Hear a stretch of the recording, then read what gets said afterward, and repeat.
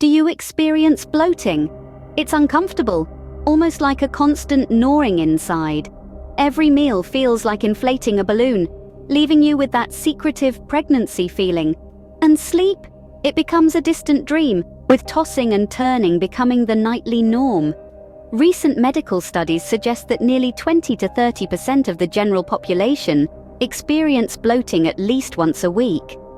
If you're tuning into this video, chances are you or a family member have experienced bloating and are seeking solutions. Rest assured, you're in the right place. Grab a pen and paper as we embark on this journey of self-education together.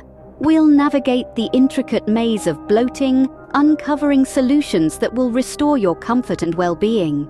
But before we delve into the depths of bloating, let's start with a simple yet crucial step: identification. When did the bloating start? Was it yesterday or perhaps just this morning?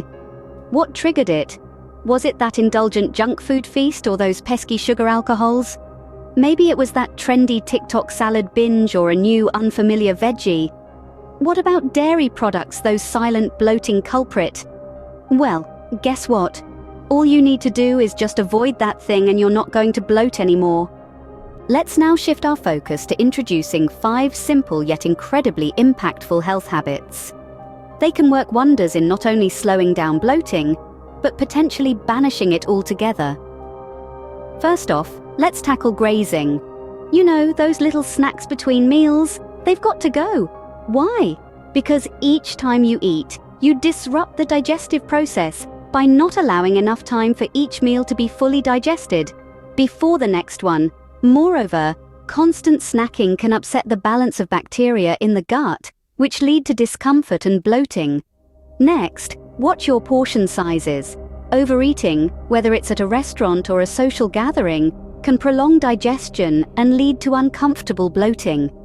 Be mindful of how much you're consuming and avoid going overboard. Number 3, tune in to your body's signals. Forget the notion of eating 6 small meals a day. If you're not hungry, don't force yourself to eat. Your body is already burning fat, so adding unnecessary food to the mix will only exacerbate bloating. Lastly, say goodbye to grains and sugar. Gluten, found in grains, can wreak havoc on your gut, causing inflammation and digestive issues. And sugar? Well, it's a surefire way to bloat the city, especially when paired with protein or fat. It's recommended to start incorporating these habits. With the right eating plan and timing, you can effectively address the issue. Be sure to give them a try, and we'd love to hear your feedback in the comments below. After covering these quick win habits, let's delve deeper into understanding how our digestive system, from the stomach to the large intestine, may be at the core of this bloating situation. Starting first with the stomach and its influence on bloating. Picture your stomach as a dedicated worker on the assembly line, responsible for transforming raw materials into essential components. However, when there's a deficiency in acid, it's as if this worker is lacking vital tools or machinery needed to carry out tasks efficiently. Now, if undigested food moves on to the next stages of digestion, like your intestines, it can worsen the bloating.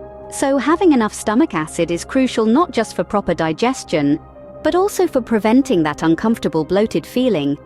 It's like ensuring the chef has all the necessary ingredients to cook up a delicious, bloat-free meal. So if you need acid, what you can do is take something called betaine hydrochloride. It comes in a supplement and you would take maybe 5 or 6 of these with a meal, and that's going to greatly help the stomach regain its acid.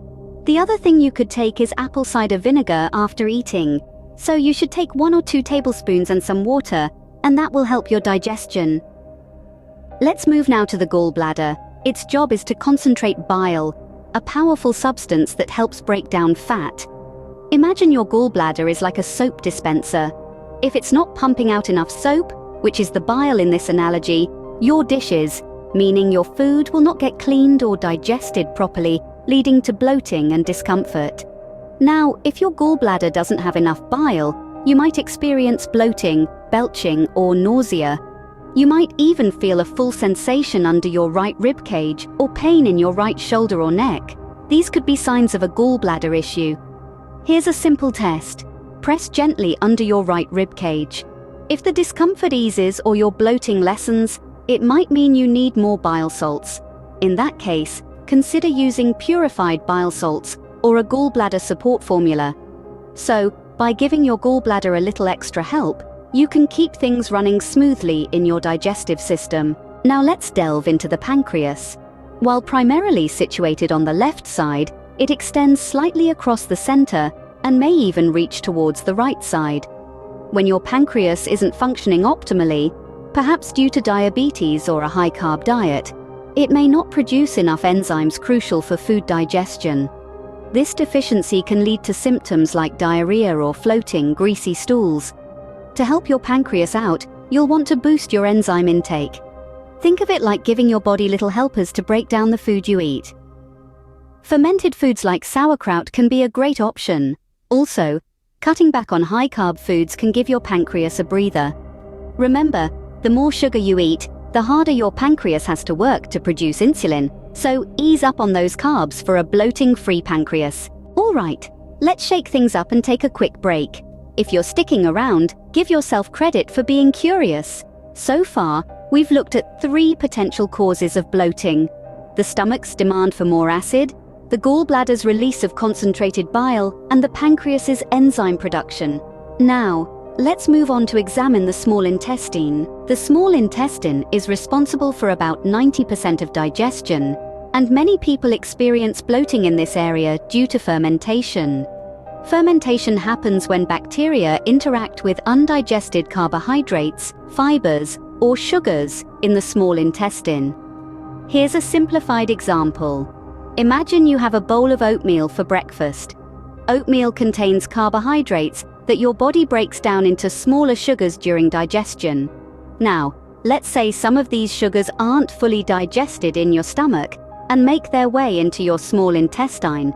In a healthy scenario, these sugars would be further broken down and absorbed by your body in the small intestine. However, if there's an overgrowth of bacteria in the small intestine, they can ferment these undigested sugars instead. So just like when you ferment foods like cabbage to make sauerkraut or grapes to make wine, the bacteria in your small intestine start to ferment these sugars. This fermentation process creates gas buildup in your small intestine, leading to bloating and discomfort. It's like when you shake a soda can and open it, releasing all the built-up carbon dioxide. What should you do?